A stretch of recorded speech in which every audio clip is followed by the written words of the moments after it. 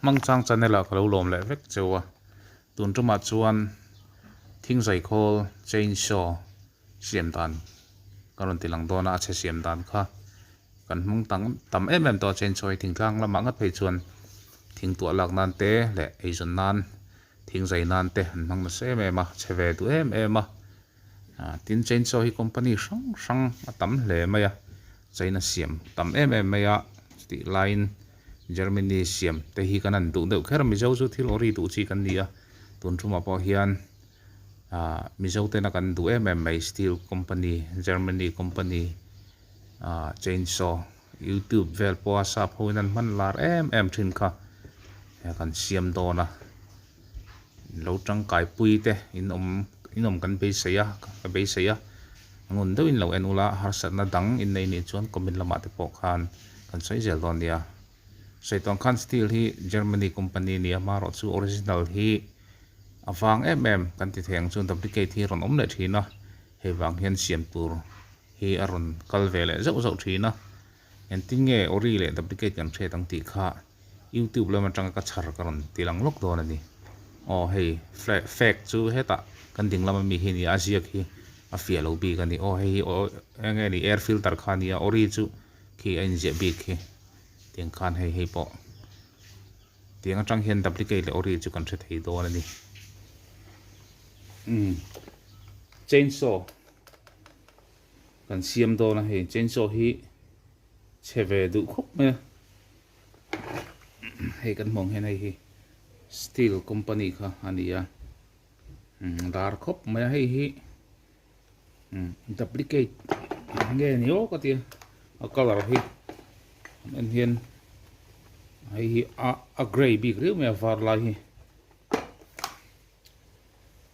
dealer henan le chu ni lo mai theng chu teng vel chu nia Mizoram a hian steel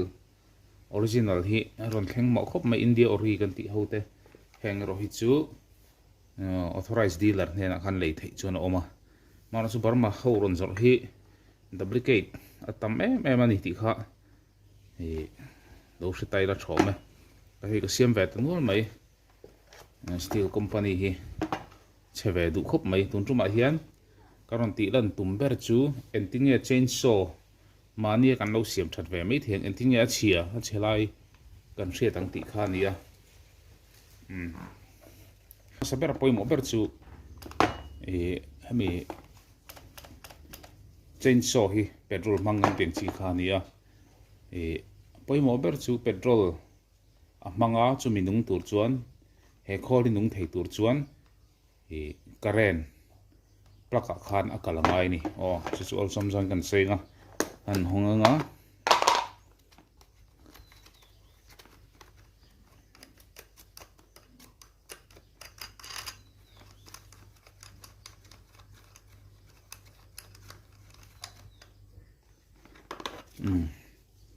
hei filter ania hei ti 5 thin tur ani hei filter kha nia china hi chainsaw ori kan ron sei nen kha chuan filter point ang lo tak phot ani hei kha nia ti chuan helai hian plug oma hi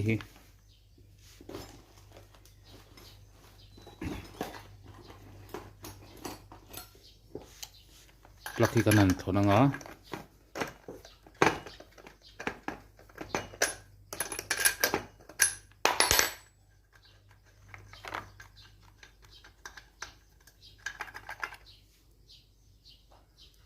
hi a check em ti kha aron spark sek tur nia kha kan inang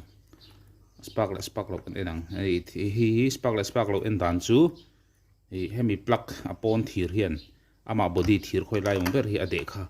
angai ni chuan ate kanga spark lo kha hriat mai don ni chuan helai hi ti koi thak hi stop ani a sign a chuan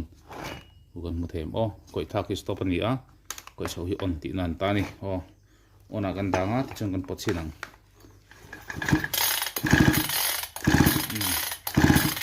spark alang them spark chu omani spark ka chu tha a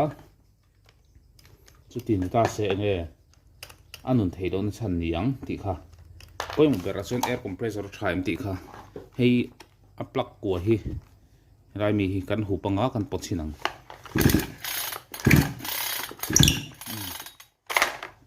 air compressor pot khat viawa ani chuan anun thei do na chan chu om le ta chu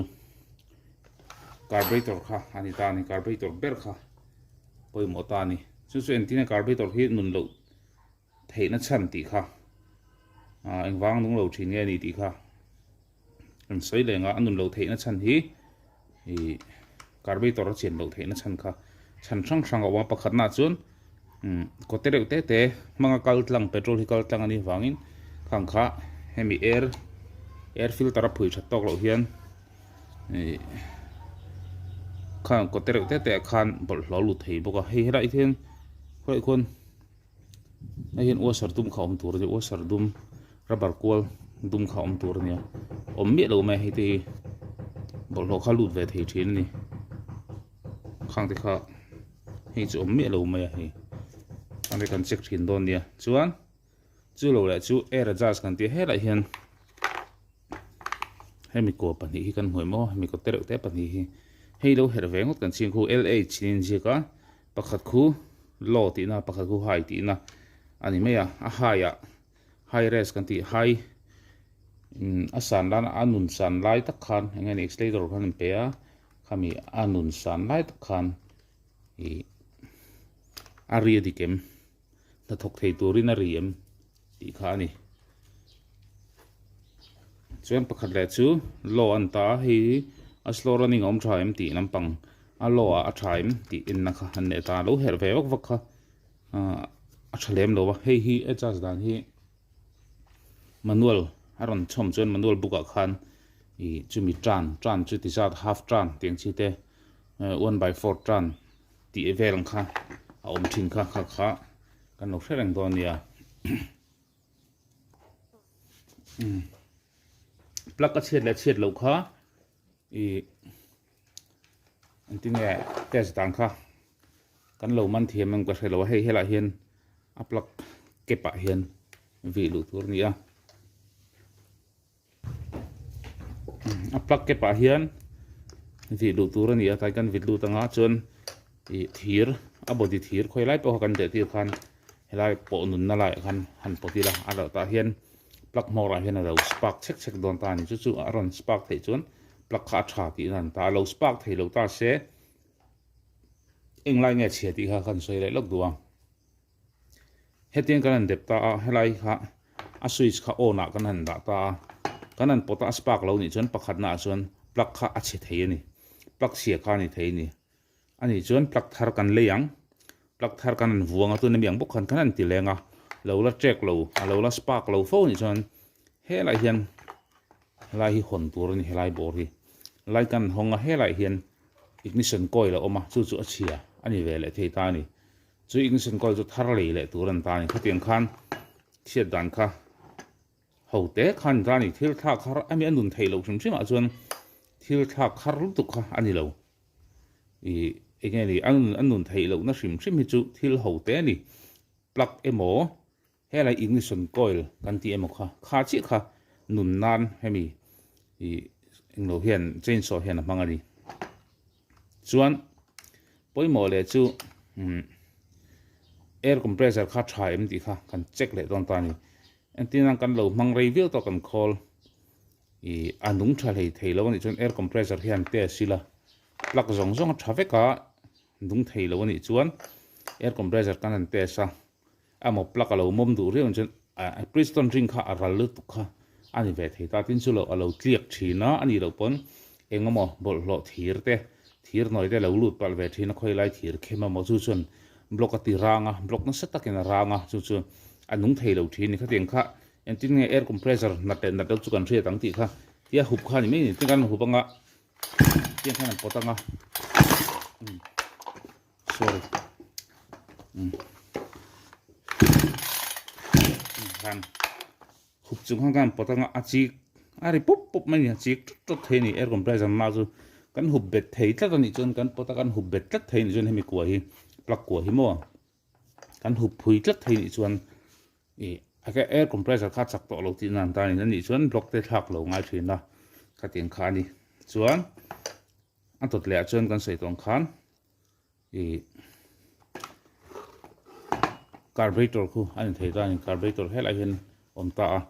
carburetor na thọ đàn hi tiếng hô hi i anh đằng đều hết cả hết à tanki hi petrol tank fuel tank hi nói đấy ta ni sầu rong petrol hi luang sầu te pok an ting chu gravity flow kha mang ve lo ta a san chu hết à hiện pump này về ta ni chu pump chu block hi ni ta ni i pre khumi combustion chamber an tia i crankshaft ina heti an crankshaft an vir vaka khon clear on in siama chu thi chuan petrol carburetor a ron lutin carburetor atangin tanki a air in ham luta chu air chuan petrol a ron hip chhauti ra chu tiang chuan he khol hi anung chu tiang mang chuan anung ta carburetor po hi chu tiang carburetor chu ni tila kan thu thiam mai ome ami zo tongin chu tiang carburetor chi ngani gravity flow manglo he de air manga petrol ron in pump chawa khatianga ma mo tok te ron kal thi nang ji kha khatiang carburetor kha ani ta ni tiang ho hian petrol a he deuh tlang pui tiang carburetor ho hian a chak chu chak khop mai ti te kha an sei tel du ni chuan anung thei lo an run da ni a nei tu ten vai tam takan be to anung thei lo ma se tu na hian plaka current chu kal tha nung thei tur chu ni ma se nung thei lo enge chan kan ti chuan tu na chuan ti nun kha kan tuma saber ton ta ni ti nung tu chuan bloka hem petrol kan fa angai ta ni chu petrol kan fa do na ama tanki mi hi ka mang me anga kan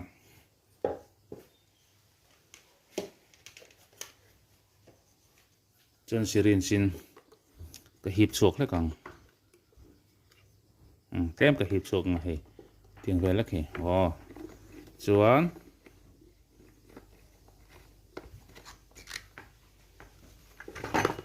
block a tlem ka kap lu tang carburetor a hian lai ku hian kan hmu them o ta kon national block ka lu na kha plug hole khan ta ni plug po kha plug kan vua leng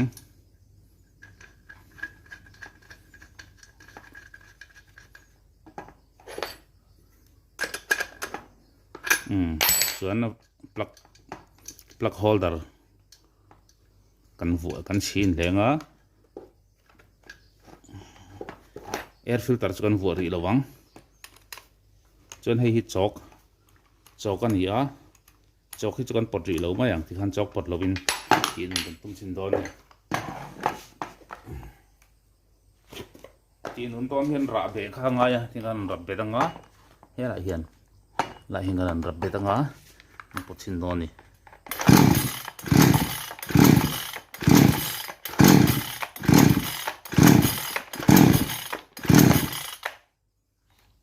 mỏ trào khắp mày á chọc chi nào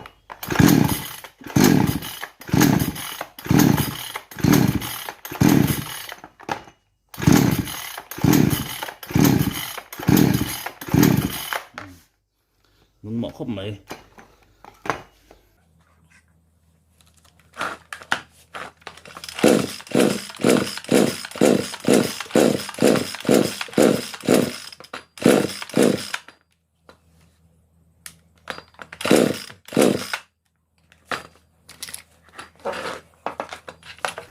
petrol vẫn pha lại xí năng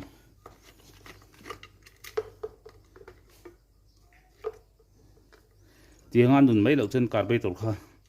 cần in lệ đo này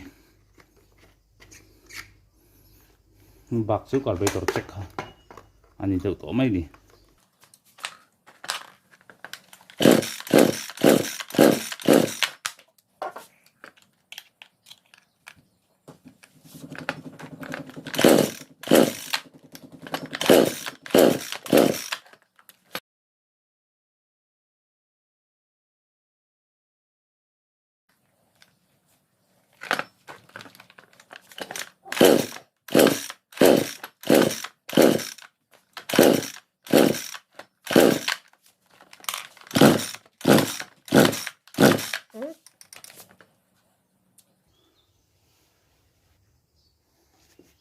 carburetor kan input do ni nung mo lu tu ka check lu ka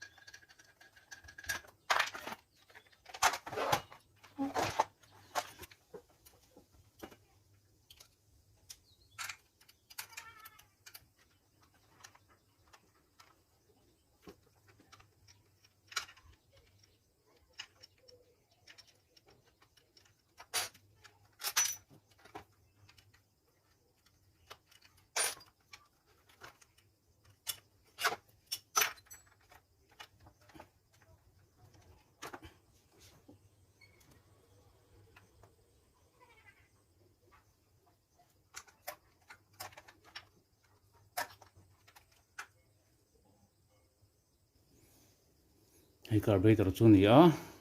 kan hong le kan engine do na ni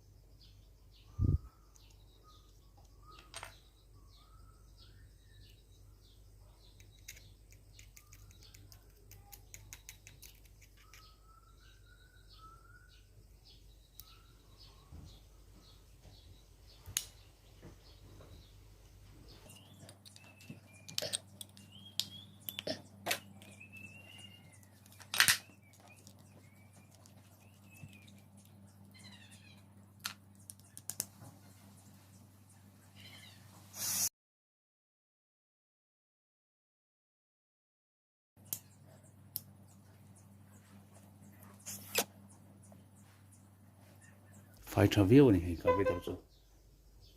chu tiếng xí nghe anh thấy đầu chân thì khá căn dọn xua lại tu chu ni à bác đã chuan thiên thì thấy lại chu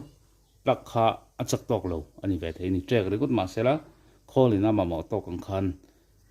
à bị chuộc lâu anh về thấy à chu phải là thar à chapa ngay test spot khá đủ tu sa mà ni chuan đột lại chuan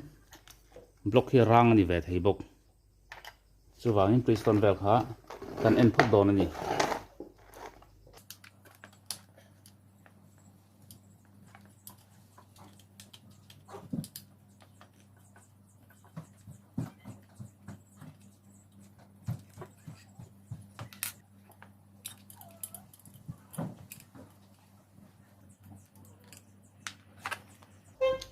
ta trăng hiện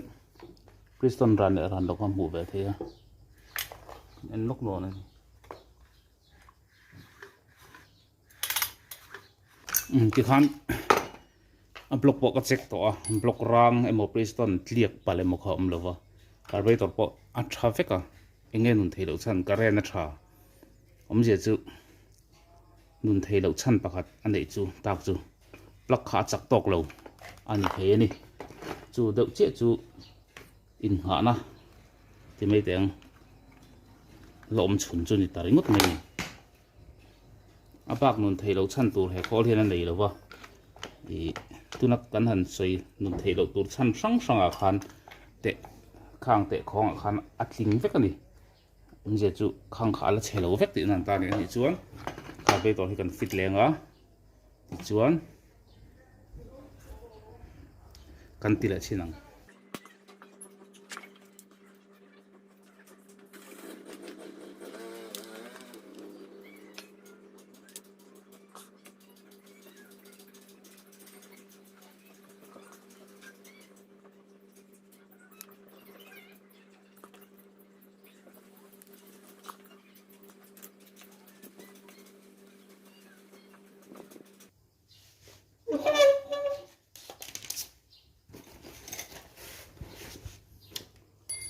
โอ้ที่ขั้นกันนั้นวัวคมเลยตาอัชันนี่ตาเบรหลังจูปลักที่อัชตอกโลนี้หลังอดังข้าจูทราฟิกกันเช็คตัวเช็คมาสักตัวก็รอนใส่ข้าปลักกันเช็คกังสปาร์กและสปาร์กโลกันเอ็นังสปาร์กโลชวนเฮต้าอิกนิชันคอยล์นี่ไทยเฮไลมีค่ะเฮไลค่ะอิกนิชันคอยล์ค่ะเช็ดไทยจู่ๆอันนุนไทยลงชันไทยอันตัวแต่จนการไปตัวนี้อับลหลอดตัวนั้นหนอเวไทยมาเซตุนขันกันเอ็งมาหนอตัวมันเลยวะจนตัวแต่จวนบล็อกรางอันนี้ไทยบล็อกกันเอ็นารางเราบริสตันพอตเลียกอมเราอันนี้จวนเอ็งกิมข้าทราฟิกอังหลังนุ่งไทยซีเรานี่จนหมอกปูตัวเบอร์จุปลักขี้นี่ตัดเจดีฉันจุการเรียนกับนักตกเราวันไทยนุ่งตัวกันจู่ๆกันเทรดยังปล่อยหมอกปลักทาร์กันทักชินโดนั่นนี่ฉันจู่ปลักลุยฮีอารมณ์กัลลัดใจกัลลวะขัดเตียงขานอมทีนะปลักทาร์กันทักชินโดนั่นนี่